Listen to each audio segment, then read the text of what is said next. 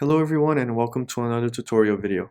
On this video we're going to be going over on how to create a restricted area for your website. Usually restricted areas are used, for example, if you're creating a course and you don't want everyone to access your course on your website, you would do a restricted area so only people that bought your course or downloaded your course would have access to that area. So first off, we're going to go over here on the layouts, and for your website you would have your basic layout where you have all your home page, your other pages.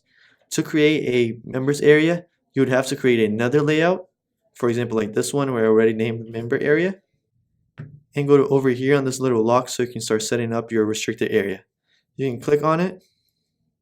It's going to take you to this page over here where you can name your restricted area. Once you name it, you can go ahead and click on next. And over here is going to be what type of registration method you want your users to use to access your restricted area.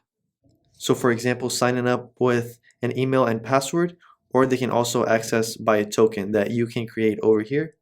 If you don't want to do this, you can just leave it at access via email and password and go to the next one. On this page, it is going to be how they're going to get access to your page. So for example, they're going to be able to access it automatically once they sign up with email. On this one, they will only have access if the user confirms the email registered via Mailing Boss.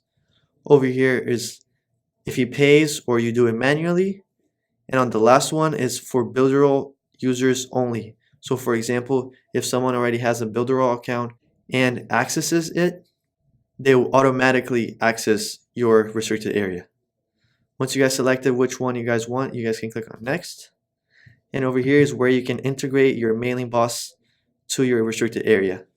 If you're already logged in, your public and private key will already be autofilled over here, and your Mailing Boss lists will be listed down over here.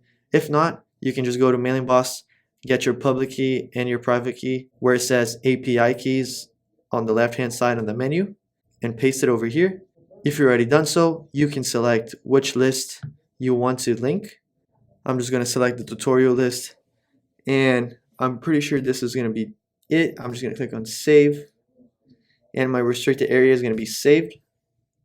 And this is how you create and set up your restricted area. So from now on, people will only be able to come to this layout over here if they signed up or if they bought my product or any of the reasons that I put on my restricted area.